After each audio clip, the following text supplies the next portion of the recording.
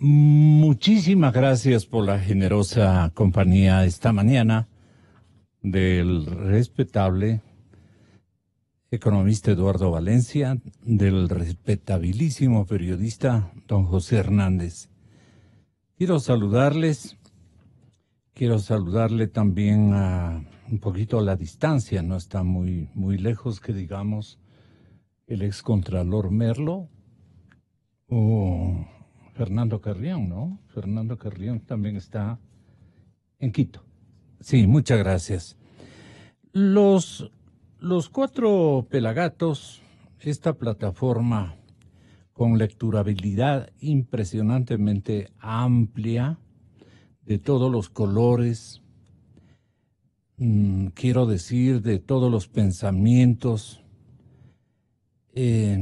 nos han hecho reflexionar o nos ponen en una interrogante que la definirá.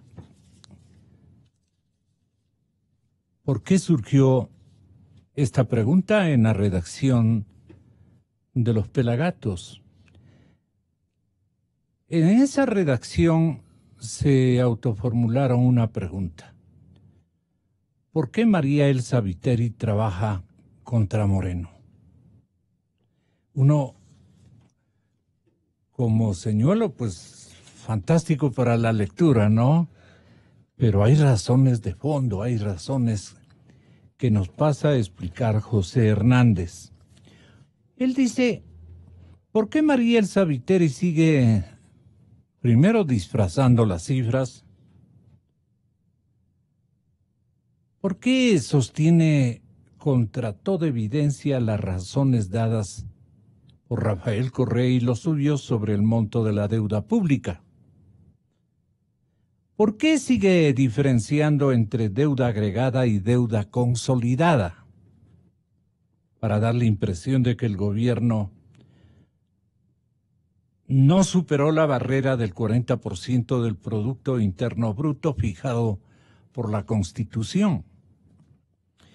¿Por qué no acata el informe de la Contraloría que ya impugnó el decreto 1218, el decreto ejecutivo 1218, firmado por Rafael Correa, para bajar artificialmente el monto de las obligaciones que el Estado, en realidad la nación en su conjunto, tienen que pagar?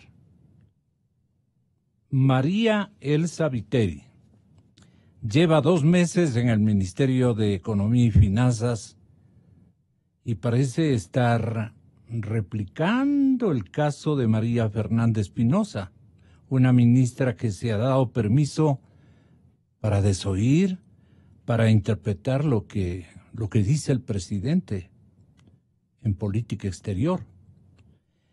En su caso, Viteri no solo contradice el informe de la Contraloría, ha corregido las exposiciones que ha hecho el mismísimo presidente Moreno sobre la voluminosa deuda, disfrazada o abiertamente escondida, que heredó de su antecesor.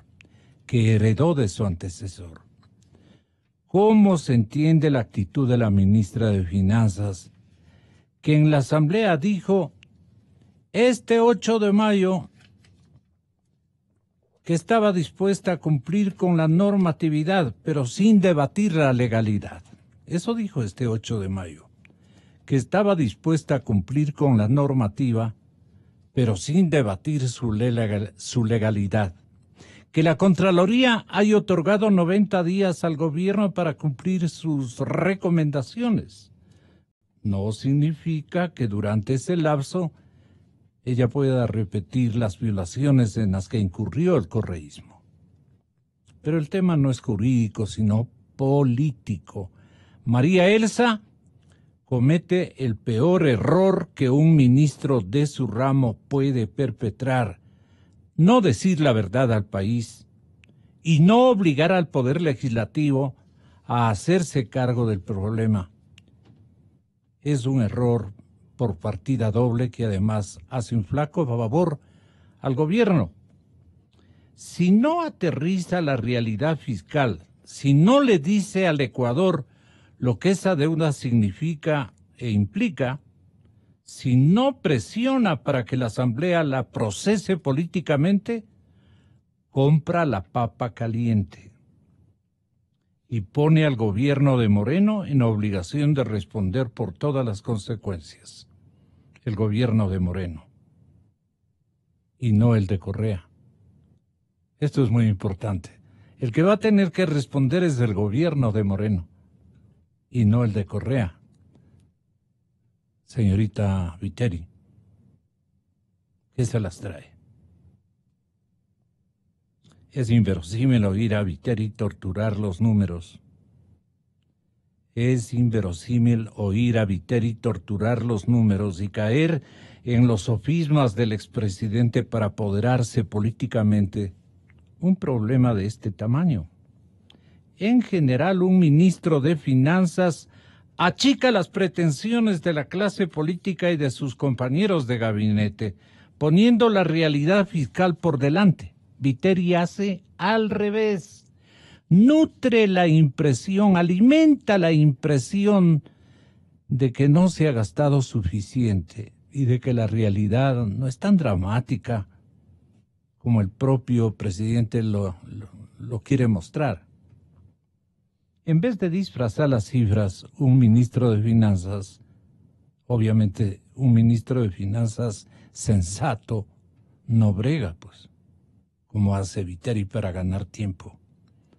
Presiona a los asambleístas para que resuelvan legalmente el atolladero en que su predecesor dejó metido el país.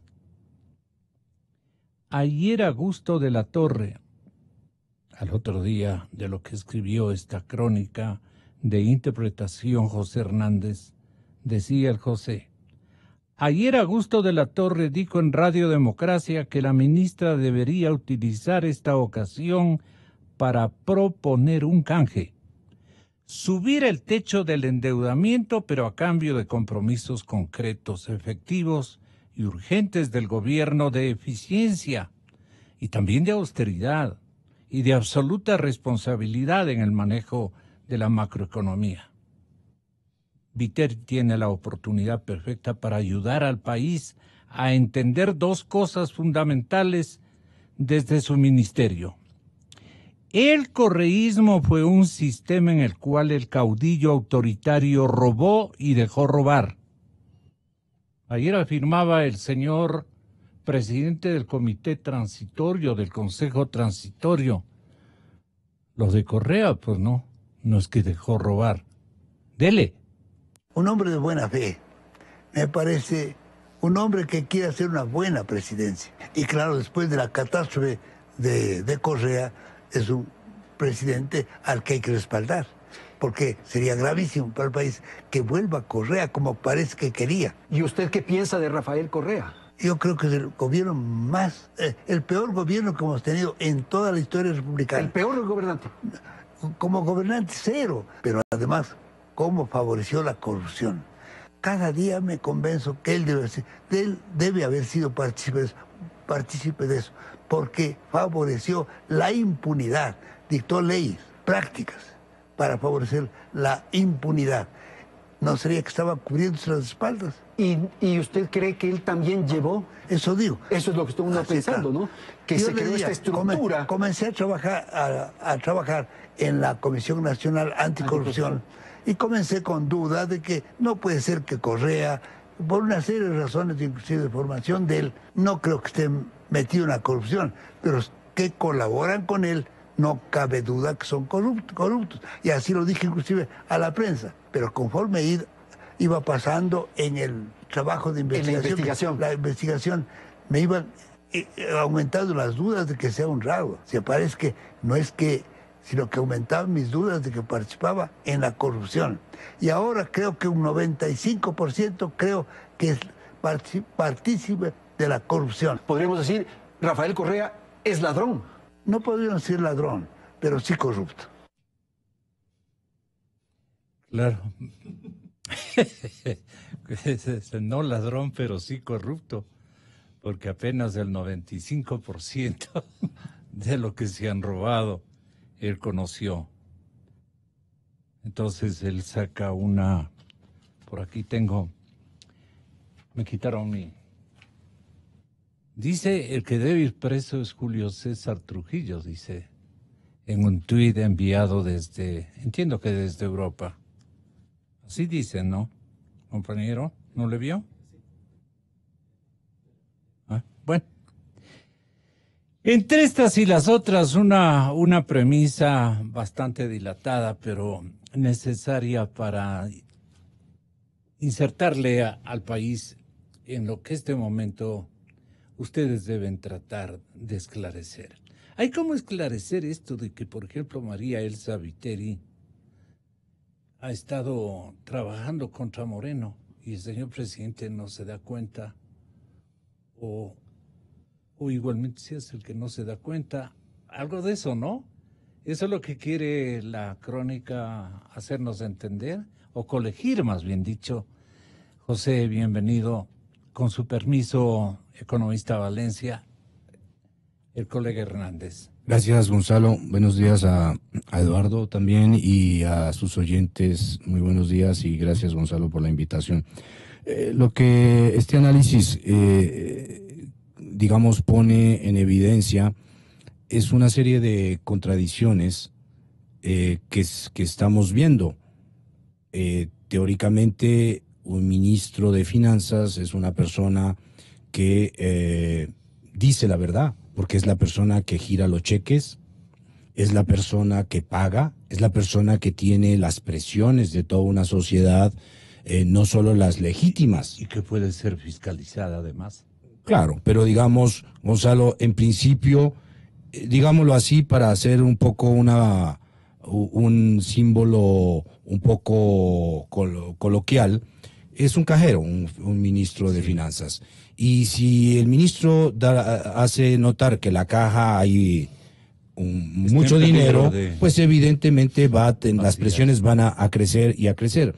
Y aquí tenemos a una ministra que supuestamente viene al poder después de que el presidente de la República dijo en forma clara y vehemente al país que la mesa no le quedó servida, que había una deuda que era mentirosa, que estaba disfrazada. Incluso, acuérdese usted que el presidente en uno de sus mensajes de los lunes, dijo, esta semana acabamos de descubrir otros 3.000 millones que estaban ocultos.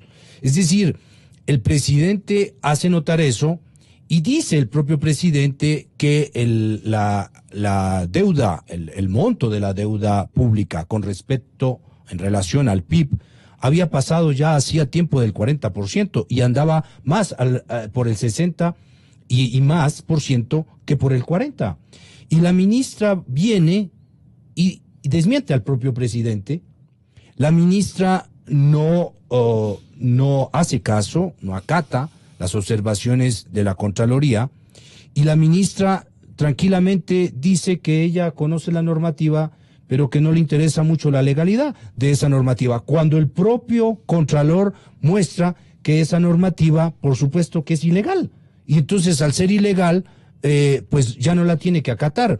Ella lo que tiene es que poner en relación el discurso con las acciones del gobierno, que tienen que ir hacia mayor austeridad, a decirle al país la realidad.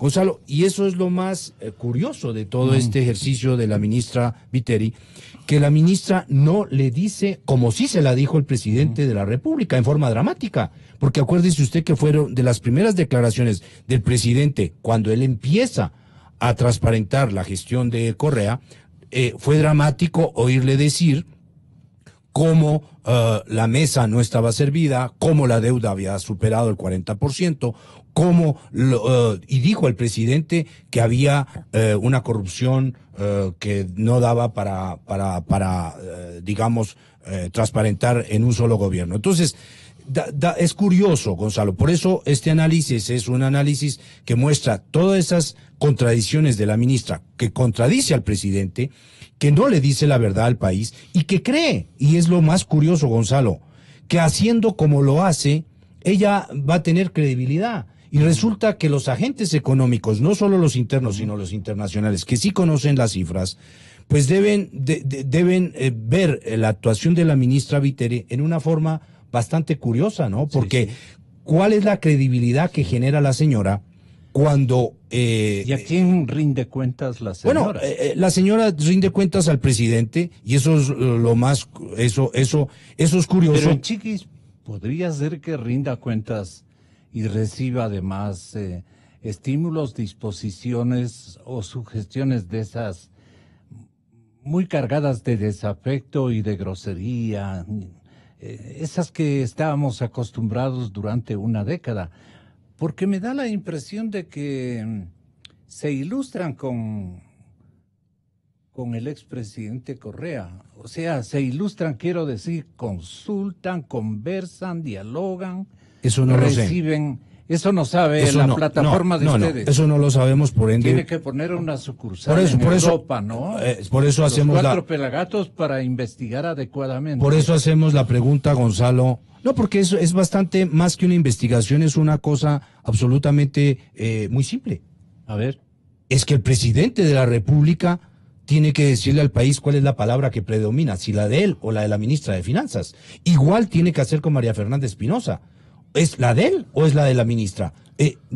¿Dónde está la credibilidad del gobierno? En la palabra del presidente. Si el presidente deja que todos estos huecos, ¿no es verdad? Que el gobierno se le vuelva como un gruyer, ¿no es cierto?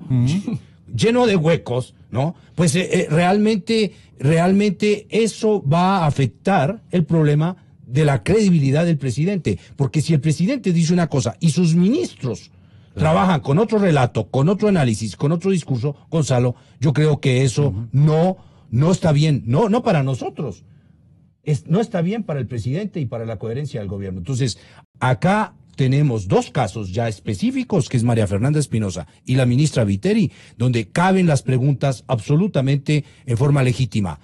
¿Quién es el que fija la política, el derrotero en esos 2 ministerios? ¿Son las ministras o es el presidente de la República? Y si es el presidente de la República, tiene que poner en orden. Y en este caso, ojalá que las ministras, hayan cumplido su plazo, Gonzalo, y que el presidente dé paso a figuras nuevas que estén absolutamente en coherencia con su gobierno, con su palabra, y que vayan en función de lo que el país está necesitando en el tema económico y en el tema de la política internacional. O sea, casi, economista Valencia, muy buenos días y sea usted bienvenido. Casi el presidente estará rogando al Todopoderoso, no creo que es muy creyente que digamos, pero el Todopoderoso tendrá que más bien dejar o permitir que se lleve Naciones Unidas a la canciller de la República. Estará pidiendo, digo, a Dios en el buen sentido de la comparación. Porque mire usted que entre estas y las otras el riesgo país ha subido, según un informe de última hora del diario El Universo, a 236 puntos en menos de un mes. 236 puntos. Y es que las cifras, Eduardo Valencia, cifras y legalidad de deuda llegan a un punto muerto, dice El Universo. La definición de cifras y la legalidad de futuros endeudamientos del país cayeron en un punto muerto 1 mes y 3 días después de que la Contraloría emitiera su informe sobre la misma, en la cual hallaba responsabilidades penales del expresidente Rafael Correa y sus ministros, y en el que daba recomendaciones de obligatorio cumplimiento. Ahora, de lo que ha conocido esta emisora en las últimas horas prácticamente, el señor presidente quiere, en términos humanos, rectificar y ubicar en jerarquías mayores del frente económico a ilustres ecuatorianos que gozan de la confiabilidad de todos los actores y artífices de la economía, que es desde el más humilde de los trabajadores y consumidores hasta el mayor banquero de gran significación e importancia, cuyos designios a veces se convierten en mejores leyes a fuerza solamente de su voluntad o de su afán de enriquecimiento o de su conveniencia personal o grupal, qué sé yo. Entonces, ¿en manos de quién estamos, economista? Porque el señor presidente, de lo que yo conozco, no quiere cambiar de modelo. Está contento con ese modelo. Y no quiere entrar a polemizar esto, ni a que le indicie el futuro en Alianza País de que él fue el que abandonó el modelo socialista en la tarea de conducir económicamente al país. Y cuando vemos las cifras, entonces, esto quiero que le comente a la gente, economista. Estamos prácticamente configurando ya el velorio de este modelo, consiguientemente la catástrofe más brutal de la dolarización y de la economía ecuatoriana. El colapso, estoy anunciando, a tiempo. Y es que no es para tanto, presidente, le dirán otras voces. No se deje influenciar. Todo está bien. Además tenemos bastante lavado. Además tenemos otras formas de defendernos. Le digo en estas expresiones un poco no muy directas, economista Valencia, para que usted, que es el conocedor de la materia, nos explique de mejor manera. Muy buenos días. Eduardo Valencia en Cadena Democracia. Buenos días, Gonzalo. Siempre es un gusto estar en su programa. Un saludo muy especial a José, a quienes leo siempre, a los pelagatos, que me parece que orientan a la opinión pública de una manera objetiva, y no puedo dejar de aprovechar la primera oportunidad que estoy con él aquí en el sede de la Democracia para expresarles mi admiración a él, a Martín Payares, y ojalá volviera Roberto Aguilar, que no sé por qué se separó de ese grupo tan valioso que es otro periodista de fuste dicho. O sea, de paso, mi homenaje al periodismo, que es el sector de la sociedad ecuatoriana que ha defendido la democracia y realmente lo más importante, los derechos de todos los ecuatorianos. ¿Le hace usted barra a Roberto que retorne? Sí, ojalá. Formaron parte del mismo grupo, no sé qué pasó ahí, pero bueno. Esa es una decisión personal de cada uno de ellos, porque a mi manera de ver contribuyen en altísimo grado a orientar la opinión pública del país.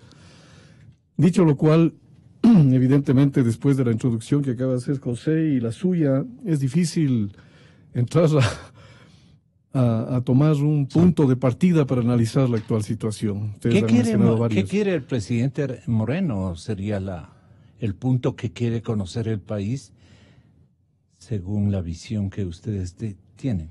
No, fíjese que usted acaba de poner en un contexto mucho más amplio que el propio José lo ha puesto. Usted ha puesto en contexto de que el problema del país es tan grande que no solo corre riesgo la producción, que ya está en capa caída desde hace buen tiempo, sino incluso el propio sistema monetario, lo cual es muy grave.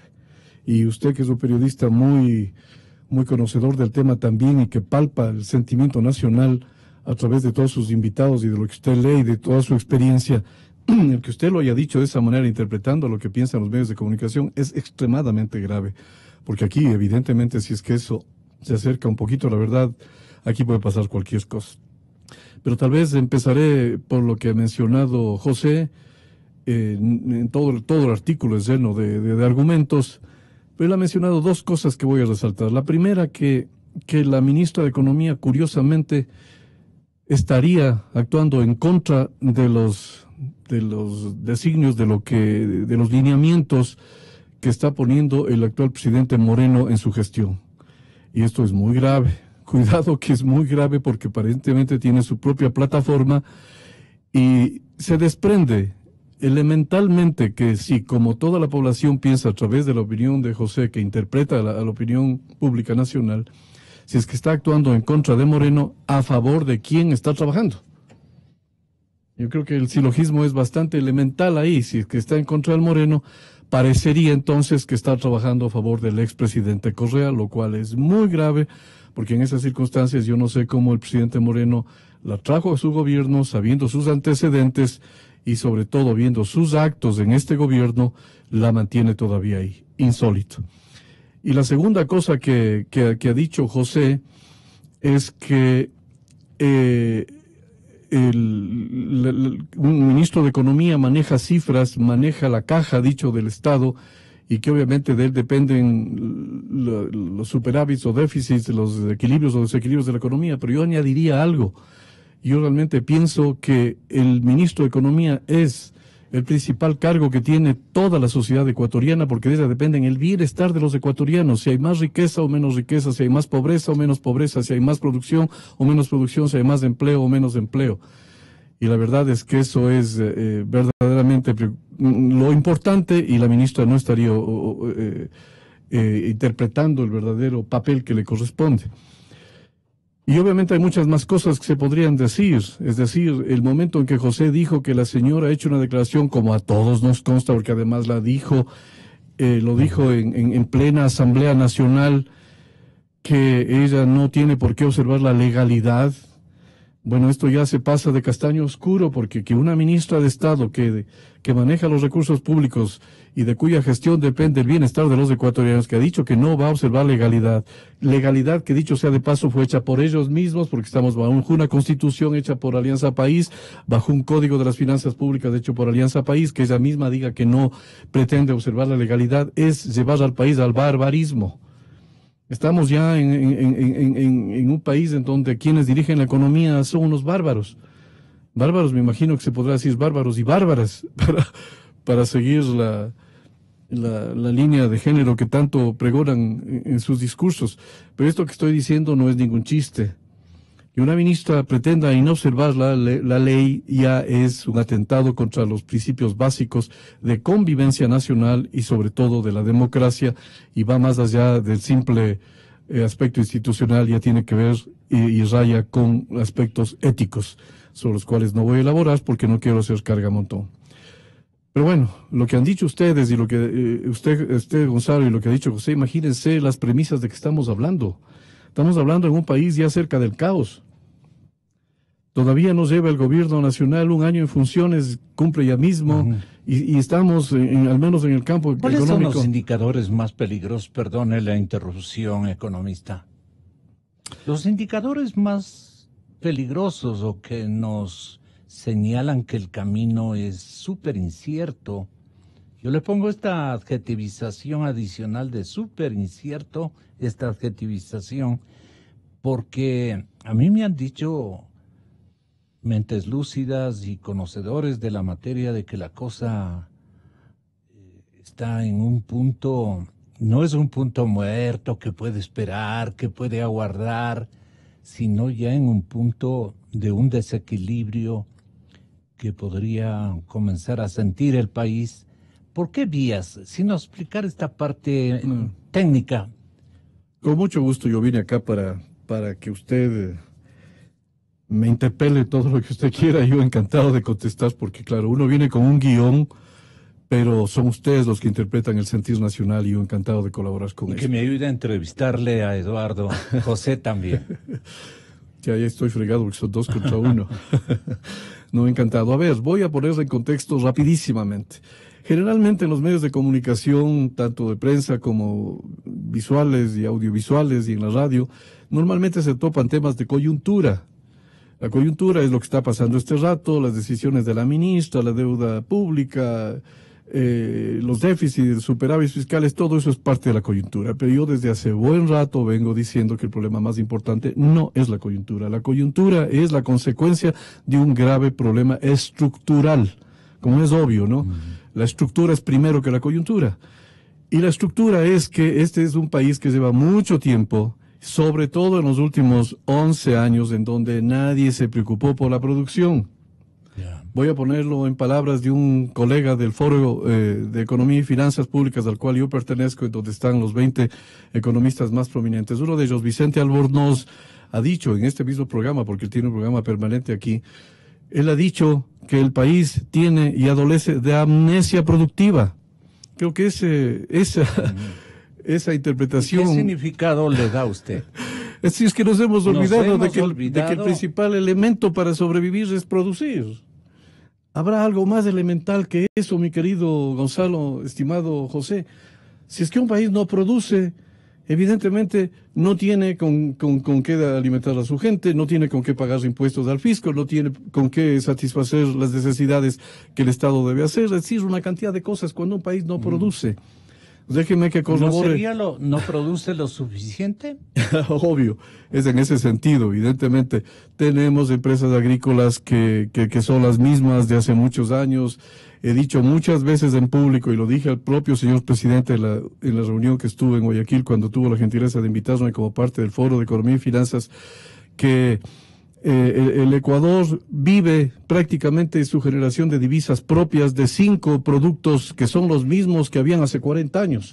Yo trabajé en la Corporación Financiera Nacional cuando se propició la promoción de exportaciones y la promoción de rosas y de cacao. El cacao ya venía desde antes, pero la manera ya con más valor agregado, evidentemente una cantidad de productos agrícolas, pero dependemos para nuestra generación de divisas de 5 productos. Y así mencioné que yo estuve en Chile hace poco. Y en Chile los ministros en la campaña electoral última defendían lo que Chile había logrado, y ahí me impactó la cifra de que Chile tiene 3.200 productos agrícolas de exportación. Bueno, estamos en el subdesarrollo total. Díganme sí o no, queridos amigos, díganme sí o no quienes nos escuchan. ¿Cuándo van a nombrar ministro de Agricultura? Llevamos 11 años sin ministros de Agricultura. Ahorita no voy a personalizar porque no vine para eso, pero la política agrícola del país ha sido la peor llevada. Tanto que hasta el propio Correa, que fue el que propició todo este esquema, dijo que la gran deuda que tenía su gobierno era la agricultura. Y peor todavía, la agricultura de subsistencia que está en el sector rural, donde ahí el drama es terrible y donde está la mayor pobreza del país, más del 75% de esa gente. Pero la vive en agroexportación pobreza. no es una fortaleza económica. Claro que es una fortaleza, pero eso digo, dependemos de 5 productitos. ¿Y qué hemos hecho en 11 años? A ver si ¿Cuáles son duplicamos a estos? 10, a 15, a 20 productos o a 500. El tema es ese. En el sector industrial ha habido un mejor manejo, pero nada que nos debe a contentarnos. En el sector del petróleo ha sido un auténtico fracaso, pero con mayúsculas. El país producía 530.000 barriles diarios hace 11 años y seguimos produciendo 530.000 barriles diarios. Y en los 2 primeros meses de este año todavía hemos bajado de ese nivel, no por el arreglo con la OPEP, sino porque nuestras empresas no producen igual, producen más las empresas privadas que las públicas. Y sin embargo allí metimos $40.000 millones en los 10 años, lo he dicho innumerables ocasiones, que no sirvieron para aumentar la producción porque no fue para la inversión, sino para inflar la burocracia, los gastos administrativos, los gastos corrientes, como se llama, la mitad de los $84.000 millones de Es dólares. que la infraestructura contratada, convenida y comprada comprada con instalación y todo, salió tan defectuosa, repleta de escandalosos perjuicios al Estado, que no pueden hacer funcionar ninguna de ellas. Me lo ha comentado aquí el señor ministro de Hidrocarburos, que le pedí que me preparara una partecita de eso, a ver si les hacemos escuchar nuevamente. Creo que tienen allí incluso listo, ¿no? Póngale la pastilla esa. En donde el señor ministro dice, no hay infraestructura ya pagada. En buena parte ya pagada, cancelada en su totalidad, facturada a unos precios increíbles. De eso no han comentado en el frente económico, digamos, independiente, porque tenemos un frente económico donde está la racionalidad y un frente económico donde está el robo, el malgasto, con muy pocas excepciones, y una de esas excepciones es Carlos Pérez, un ministro honorable, patriota, conocedor de la materia, no se mete a hacerse cargo de una Secretaría de Estado solo con el ánimo de perjudicar al país o de robarse las cosas, la plata, de configurar contratos dañinos al interés público, etcétera, etcétera. Entonces, ¿qué podría hacer este instante el presidente Moreno para, aprovechando, voy al grano, la crisis de gabinete, solucionarnos el problema, señor presidente. No es su problema. El problema es del país. Con esta gente nosotros no podemos seguir trabajando. Usted está invadido de correístas mal enseñados y sin ningún talento, sin ninguna afición creativa o vinculación creativa, sin ninguna idea racional, de avanzada, de progreso. No están los técnicos, están los politiqueros mediocres y están buscando y le sonríen al presidente Moreno para que les dé tajada en esta cosa. Entonces quieren seguir con otro capítulo y para hacerle quedar mal al señor presidente. ¿Y por qué no comprende el señor presidente que le están haciendo ese juego, economista Valencia? Ese es el tema que nos preocupa. A ver, todos creemos en la buena voluntad del presidente y yo por lo menos lo conozco y sé que eso es así. Creo que todos hemos visto la buena voluntad del ministro de Energía y de los datos que me han dado es un hombre honorable.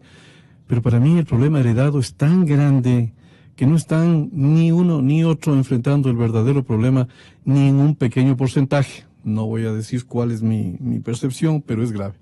Déjeme que añada algo para tratar de que la ciudadanía, que es la que nos importa a ustedes y a mí, entienda cuál es el problema y a través de ello, ojalá por ahí algún asesor del presidente, ojalá alguna persona cercana le traslade esta metáfora.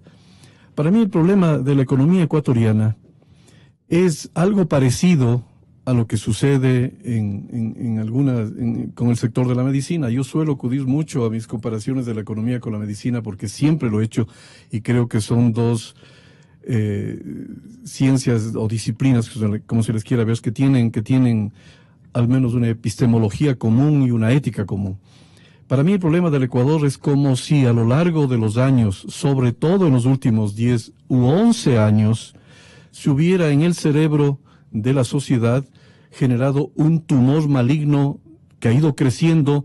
No se arregla el problema en el año 2015, no se arregla en el 2016, no se arregla en el 2018. Entonces el tumor ahora ya es un tumor de 10 centímetros en el cerebro, del cual depende toda la Creo que ha llegado a la vista porque ya no ven nada. Por supuesto.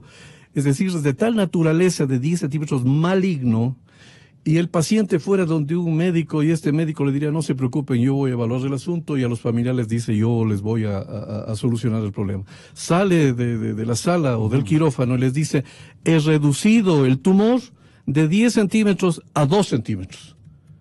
Y entonces como que los pacientes van a aceptar eso, o que los familiares, qué bueno doctor, ya les rebajó al menos un 20% a la malignidad. Grosor de la malignidad. Pero ¿qué es lo que pasa? La inferencia obvia es que se quedó con el 80% de la malignidad en el cerebro, mi querido Gonzalo José. Ese es el problema. Los programas económicos de este último año no son programas económicos. Llevamos un año sin programa económico. Y el programa económico de los 10 años últimos fue el que generó el tumor de 10 centímetros maligno. Entonces, ¿usted cree que la nación nuestra se va a quedar contenta porque se quedó en el cerebro el 80% de un tumor maligno? ¿Y qué es lo que van a hacer? El próximo año le van a reducir otra vez otra operación, otra cirugía, para quitarle otro 20%, y en el tercer año otro 20%, es decir, que en 5 años vamos a quitar el 100%. Esto no es así, esto no es ningún chiste. Aquí las personas que tienen la obligación de tomar la política económica y la sartén por el mango, tienen que solucionar el problema completo. ¿Cómo lo vayan a hacer? Es problema de quienes accedieron al poder. Debieron estar preparados. ¿Cómo es posible que en un año no haya programa económico? La malignidad ha crecido y ahora las soluciones son más difíciles, y las personas a las que está sometida la terapia de este problema no tienen la menor idea. Han introducido al país en el barbarismo, diciendo que no respetarán la ley y que obviamente tratarán de defender al gobierno al cual pertenecieron, que es el gobierno de Correa. Y señoras y señores, querido José, querido Eduardo, la infraestructura contratada para dinamizar, digamos, los elementos, la riqueza nacional, es decir, las materias primas que tenemos para procesarlas, no podemos hacerlo porque miren lo que dice Carlitos Pérez, el ministro de Hidrocarburos. Pongan atención. Destapamos hidrocarburos, hay problemas. Le digo, yo pensé que lo peor estaba en hidrocarburos, no es así. Minería, que hay problemas, en electricidad, hay problemas serios, entonces tenemos que ir limpiando, Gonzalo, y esa es una tarea O sea, es una difícil. operación limpieza. Operación limpieza. ¿Habrá cárceles? Para los que se compruebe su culpabilidad, espero que sí, Gonzalo, espero que sí. O sea, la justicia tiene que cumplir su rol. Si hay personas que se les compruebe luego del debido proceso que efectivamente han hecho cosas que están reñidas con la ley, cosas hechas de forma ilegal, tendrán que ir a la cárcel. Eso debe ser así. Imagínense, Eduardo, imagínense, José, imagínense. Cuando hablamos de cambiar el modelo, estamos hablando de cambiar el modelo de ladrones, el modelo de inexpertos, cambiar el modelo pero de lo mismo de lo mismo. Y eso no es, pues, eso no es. Y ahí da gana de, conociendo como conocemos al señor presidente de la República, lo hemos admirado desde su punto de vista, desde su fortaleza de honestidad, de buena intención con el país, de sana cortesía incluso, porque las cosas también desde la actitud pueden salir hermosas. ¿No es cierto? Desde la actitud, la química que uno exhibe en la actitud es una materia prima fantástica. Pero nada de eso, José, nos damos una mano. Tenga la bondad, está ocurriendo. Y cuando le dicen al presidente hay que cambiar el modelo, parece que la cosa es muy complicada, porque el otro le va a decir traidor. Pero a ver, Gonzalo, ¿Traicionaste al socialismo, traidor? Y en eso se pasan ¿cuántos años? Esta es la parte labrada, como suele decir la gente en la calle. Tenga la bondad, doctor. Gracias, Gonzalo. El tema que usted plantea, yo creo que es el tema que se va a resolver esta semana, ¿no? Yo creo que eso está en la agenda del presidente esta semana. Y esta semana significa que eso es parte del proceso que ya empezó, y hay un proceso, digámoslo, de conexión con la tierra, Gonzalo. Es decir, pongámoslo así, hay una antena tierra que se empezó a poner la semana pasada. ¿Y cómo se puso? Vimos al presidente de la República en un apoyo absolutamente frontal al Consejo de Participación Ciudadana Transitorio, lo cual significa que en el gobierno la lectura política que hay en este momento es que si el Consejo de Participación Transitorio es un consejo que está bien anotado, bien evaluado por parte de la opinión, significa que esa es la senda por la cual debe transitar este momento el gobierno nacional. Y el gobierno y el presidente ahí tuvo, digamos, el acierto político de volcarse y volcar su apoyo total, frontal, hacia el Consejo de Participación Transitorio, que tenía, acuérdese usted, ya tenía unas amenazas, unas acechanzas por parte del Gustavo Yal, por parte del señor Mendoza, Daniel Mendoza, de la Asamblea, ¿no? De todas estas personas que de pronto han descubierto, ¿no?, que hay supuestamente un Estado de Derecho en el cual no está cobijado el Consejo de Participación Transitorio, y que sí sería el Estado de Derecho que dejó Correa, es decir, una absoluta fantasía, porque ese no fue el Estado de Derecho, ese fue el Estado del amarre, del Estado de la continuación de un gobierno absolutamente autoritario que tenía que cuidarle las espaldas a todas estas personas que se creían inmunes e impunes. Entonces, si el gobierno va en esa dirección, Gonzalo, me parece que tiene que sacar la consecuencia directa. ¿Y la consecuencia directa cuál es? Uno, el pragmatismo, Gonzalo. Este es un país que está harto, hastiado, cansado de haber oído durante 10 años y pico un discurso político, Gonzalo, que nos dejó el país como está. Es decir, un país endeudado, un país con obras como las que usted dice, absolutamente una fantasía, ¿no? Lo que hizo Correa, crear una realidad virtual, hablando del, ya casi Ecuador estaba en el primer mundo, según Correa, y lo que se descubre es que no hay esas obras de infraestructura, que hay una parte que está mal hecha, ¿no? Como la refinería de Esmeraldas, que hay otra parte que se hizo con sobreprecios gigantescos, etcétera, etcétera. Entonces, ¿qué tiene que hacer el gobierno? Lo que parece para dónde va, Gonzalo, es, uno, hacia el pragmatismo, hacia la lectura de este país real, que está harto de eso, que está deseando empleo, que está deseando una democracia tranquila, Gonzalo, donde la gente pueda expresarse sin que haya toda esta cantidad de persecución o de troles, ¿no? Que dejaron armados los correístas, etcétera.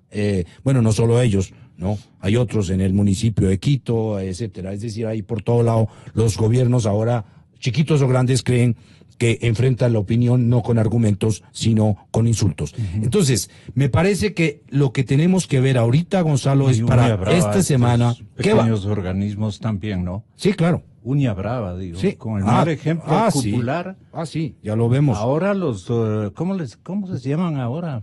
Para darse importancia, los gobiernos locales. Ya. Y Tienen ahora una denominación. Tendríamos que, Gonzalo, ver en este momento cuál va a ser la actitud del gobierno. Entonces, uno, el mensaje político es, hay que descorreizar al país. Hay que sacarlo de ese molde. Ese es el primer mensaje, que es el mensaje político que el gobierno está asumiendo a través de la popularidad que tiene en este momento el Consejo de Participación Transitorio. Entonces, ¿qué es lo que promete el gobierno en este momento, Gonzalo? Nosotros lo contamos en 4 Pelagatos, que es lo que supuestamente va a haber esta semana. Uno, un gobierno que define cuál es su sello político. El sello va a ser, ¿qué gobierno va a ser? Porque el gobierno de transición no basta decir un gobierno de transición. 2, un gobierno que sea coherente, Gonzalo. Coherente significa que no haya los casos de los cuales hablamos. María Elsa Viteri, María Fernanda Espinosa, es decir, ministros que andan por un lado y el presidente anda por otro. El presidente dice una cosa y los ministros o lo desoyen o simplemente lo interpretan o no le hacen caso. 3, un gobierno que ponga prioridades sobre la mesa. ¿Cuáles son las prioridades de este gobierno? Y que lo sepan, no solo su gabinete, sino la sociedad. Y que se pueda remar en esa dirección. ¿Cuáles son las prioridades? La producción, el empleo, la transparencia, es decir, la lucha contra la corrupción, pero con acciones efectivas, no con discurso. Ahí el presidente le debe al país esta comisión que dijo que iba a traer de la ONU, etcétera, y nunca la trajo. Entonces, que sea un gobierno que anuncie prioridades, que anuncie objetivos y que los ponga ante el país para que el país pueda hacerle el seguimiento y que todos podamos ver cuáles son las acciones que van en coherencia con estos anuncios y qué políticas públicas eso produce. Y Gonzalo, un gobierno que al final tenga un relato político, y ese relato político tendría que ser... Eso? El relato político es su discurso político, Gonzalo. ¿Cuál es el discurso político de este gobierno? ¿Es un gobierno demócrata? ¿Es un gobierno socialista? ¿Es un gobierno... ¿Qué gobierno es este? ¿Por qué, Gonzalo? Eso es fundamental también, porque lo que debemos entender es si el gobierno, el presidente que se dice progresista, que lo sea, si es que nadie le quiere sacar de ahí, pero que las acciones de eso vayan en función de una sociedad que defienda valores específicos, y eso significa, vamos a ver si ese gobierno finalmente se pone a tono con la democracia formal, con la democracia, no que inventen tipos de democracia, sino que realmente esté a tono con los valores. Un gobierno que premie la producción, por ejemplo. Eso eran los objetivos, por supuesto. Pero en este caso serían los valores, Gonzalo. ¿Qué es este gobierno? ¿Es un gobierno de la transparencia, de la verdad? ¿De qué es? Pero que las acciones correspondan a lo que dicen. No un gobierno que haya una disonancia, Gonzalo, entre el discurso que tiene y las acciones que produce, entre el discurso que hace y lo que pasa en la Asamblea Nacional. Porque vemos que en la Asamblea Nacional, usted se dio cuenta, ni siquiera el gobierno ha tenido la capacidad política de hacer que las burlas que sufrió el presidente en una manifestación pública por parte de los correístas, ni siquiera eso sea condenado en una resolución. No tuvieron los votos. Entonces, esta impotencia política que no debiera ser, Gonzalo, porque el país está respaldando al Consejo de Participación Ciudadana. Quiere decir que si el presidente se alinea con la perspectiva del Consejo... Es uno de los presidentes más respaldados de los últimos años. Sí, pero ya no, últimamente pero por no. su actitud. Pero ha perdido muchos puntos y significa que en este momento, Gonzalo... ¿Quién ha medido aquello? Sedatos, por ejemplo, salió la semana pasada y hay otras mediciones de otras encuestadoras que dicen que el presidente ha perdido popularidad. Si él se alinea con el Consejo de Participación Ciudadana y pone a tono la política pública, la coherencia del gobierno, las prioridades, cuál es el rumbo de este gobierno y hace que sus ministros trabajen en esa línea, supongo yo, ¿no?, que eso va a producir lo que la gente está esperando y que está pidiendo, ya no solamente en las encuestas, sino en el mensaje político que le están mandando al gobierno, apoyando absolutamente al Consejo de Participación Su colega Ciudadana. de profesión, el gran economista, ex vicepresidente del Banco Mundial, Augusto de la Torre, nos decía la otra mañana a don Eduardo Valencia lo siguiente. En el país ni siquiera podemos determinar todavía bien cuál es el tamaño de la deuda a distintos niveles de consolidación. O sea, cuál es el tamaño de la deuda para el gobierno central solamente. Y tenemos este debate bizantino, bochornoso, horrible, de que no podemos ponernos de acuerdo cuál es el tamaño de la deuda y cada persona del gobierno tiene una opinión distinta. Eso, unido al tema de que la deuda está sujeta a un proceso jurídico de cuestionamiento por parte de la Contraloría, lo que ha hecho es que el riesgo país se dispare y que los inversionistas internacionales van a tener tremenda resistencia a comprar un nuevo bono del Ecuador mientras no esté clara la situación.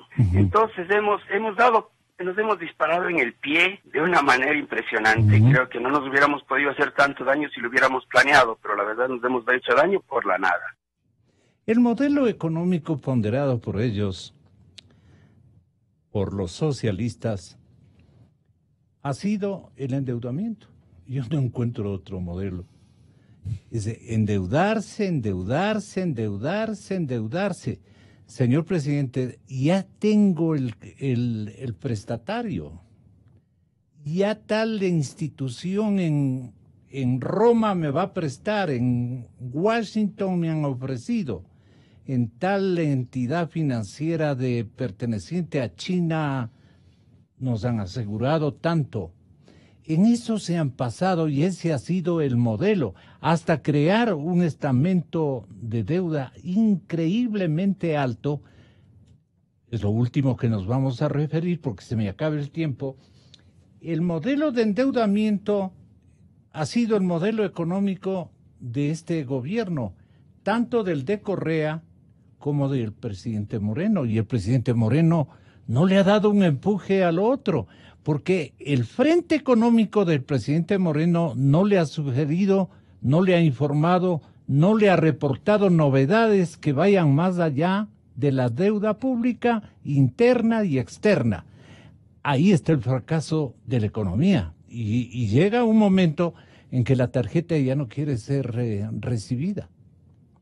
Y ahí se complicó la cosa.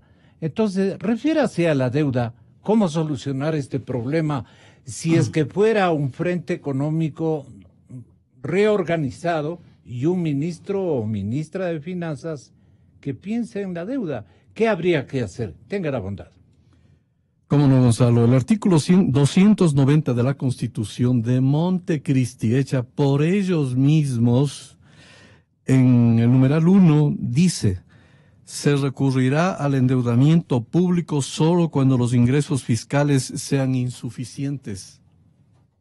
Solo cuando los ingresos fiscales sean insuficientes. ¿Habrá ecuatoriano que crea que en los últimos 10 años han sido insuficientes los recursos generados por el petróleo y por los impuestos?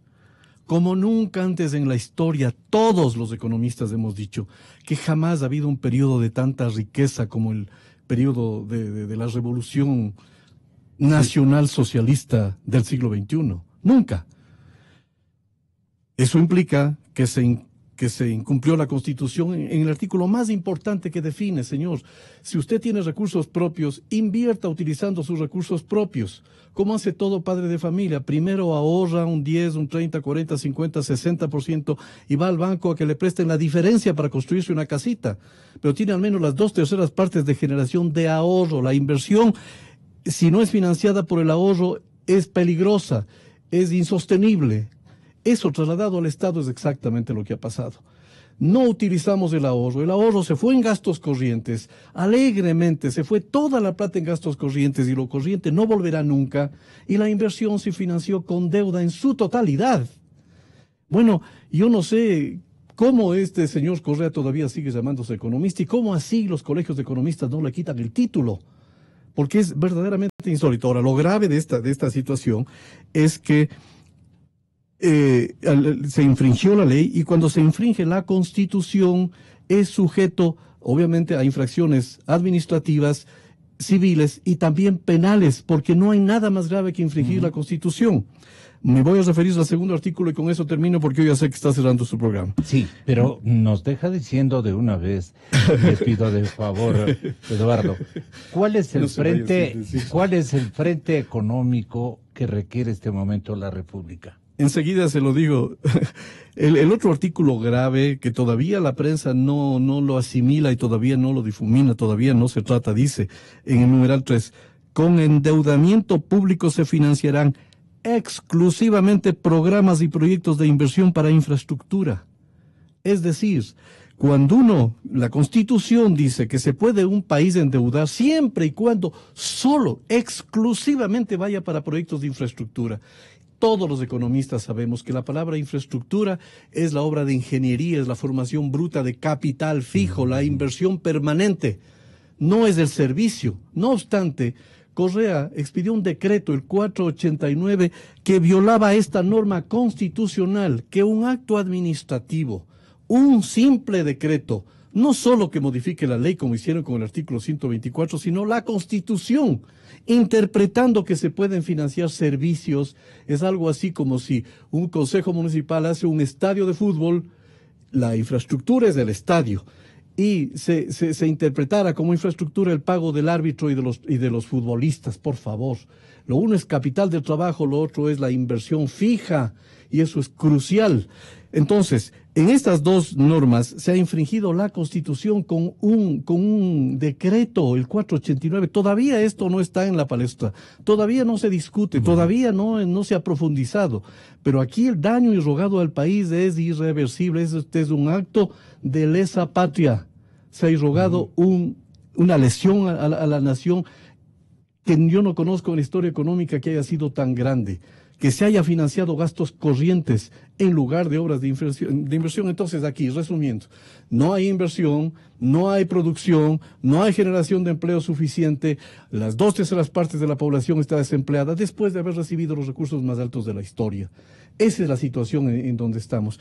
Y el señor presidente actual pone 2 ministros que continúan con la misma política porque trabajaron para Correa, la señora Viteri y el señor de la Torre.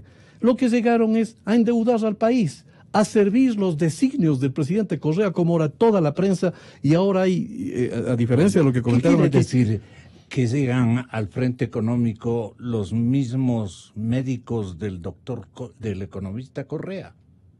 No sé si sean médicos, yo creo que son chamanes. Ya.